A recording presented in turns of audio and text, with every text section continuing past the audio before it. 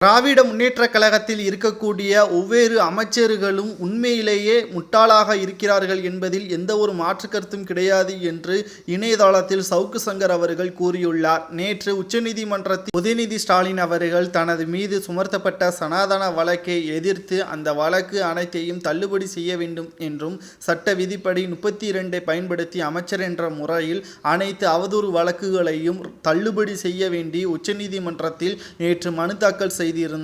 ஆனால் நேற்று உதயநிதி ஸ்டாலின் அவர்களுக்கு எதிராக தலைமை நீதிபதிகள் பேசிய ஒற்றை வார்த்தை தற்பொழுது இணையதளங்களில் வைரலாக பரவி வருகிறது. உதயநிதி ஸ்டாலின் அவர்கள் சாதாரண மனிதர் கிடையாது என்றும் அவர் அமைச்சராக பதவியேற்று இருக்கிறார், அது அவருக்கு தெரியுமா என்பதையும் தற்பொழுது நீதிமன்றம் விளக்குகிறது. விளையாட்டுத்துறை அமைச்சராக இருக்கக்கூடிய உதயநிதி ஸ்டாலின் அவர்கள் தமிழக அரசியலில் விளையாட்டாக இருக்கிறார் என்றும் சனாதனத்தை பற்றி பேசி இந்தியாவின் ஒருமைப்பாட்டை இவர் சீர்குலைக்கும் வகையில் இந்துக்களின் ஒருமைப்பாட்டை இவர்கள் தற்பொழுது விளையாடுவதாகவும் தனது ஆதாயத்திற்காக தேர்தல் பிரச்சாரத்தில் எதை பேச வேண்டும் எதை பேசக்கூடாது என்ற நாகரிகம் இல்லாமல் உதயநிதி ஸ்டாலின் அவர்கள் பேசுவது கண்டிக்கத்தக்கது என்றும் அவரது அவதூறு வழக்கு தள்ளுபடி செய்ய வேண்டிய மனு தாக்கலை நாங்கள் ஏற்றுக்கொள்ள மாட்டோம் என்று உச்சநீதிமன்றம் அதிரடியான தீர்ப்பையும் தற்பொழுது வழங்கியிருக்கிறது. அமைச்சர் என்ற பொறுப்பில் இருந்து கொண்டு தேவையில்லாமல் பேசுவது உதயநிதி ஸ்டாலின் அவர்களின் அமைச்சர் பதவியிற்கு மிகப்பெரிய ஒரு ஆபத்து என்றும் தகுதி இல்லாதவருக்கு அமைச்சர் பதவியை வழங்கினால் இப்படித்தான் நடக்கும் என்று ஸ்டாலின் அவர்களை கடுமையாக குறைகளையும் கூறியிருக்கிறது உச்சநீதிமன்றம். தமிழகத்தில் மட்டுமல்ல வெளிமாநிலங்களிலும் ஸ்டாலின் அவர்களின் பெயர் தற்பொழுது இப்படித்தான் மோசமான பெயராக மாறிக்கொண்டிருக்கிறது. உதயநிதி ஸ்டாலின் அவர்களால் தான் இந்தியா கூட்டணியை சுக்குநூறாக உடைந்ததும் குறிப்பிடத்தக்கது.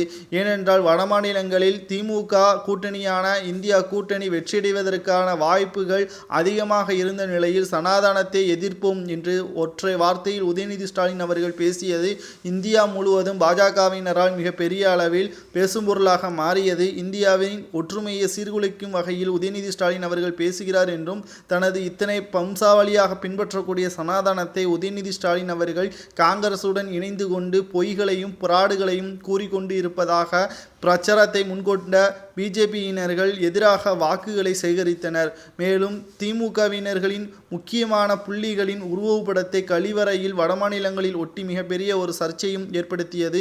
மேலும் வடமாநில சாமியார்கள் உதயநிதி ஸ்டாலினின் தலையை கொண்டு வந்தால் 5 கோடி தருகிறேன் என்றும் விமர்சனமும் முன்வைக்கப்பட்டது. இது பல திமுகவிற்கு அதிர்ச்சியை ஏற்படுத்தியது. இந்த நிலையில்தான் தற்பொழுது 32 வழக்குகளுக்கு மேலாக உதயநிதி ஸ்டாலின் மீது சனாதன வழக்கு நிலுவையில் இருக்கக்கூடிய நிலையில் சட்டம் 32 பயன்படுத்தி அனைத்தையும் தள்ளுபடி செய்யுங்கள் என்று வழக்கு ஒன்றை தொடர்ந்திருந்த உதயநிதி ஸ்டாலின் அவர்களின் மனு தற்பொழுது தள்ளுபடி செய்யப்பட்டிருக்கிறது. இதனால் ஒவ்வொரு நீதிமன்றத்திலும் உதயநிதி ஸ்டாலின் அவர்கள் ஆஜராக வேண்டும் என்று நீதிபதி தீர்ப்பளித்திருக்கிறார்.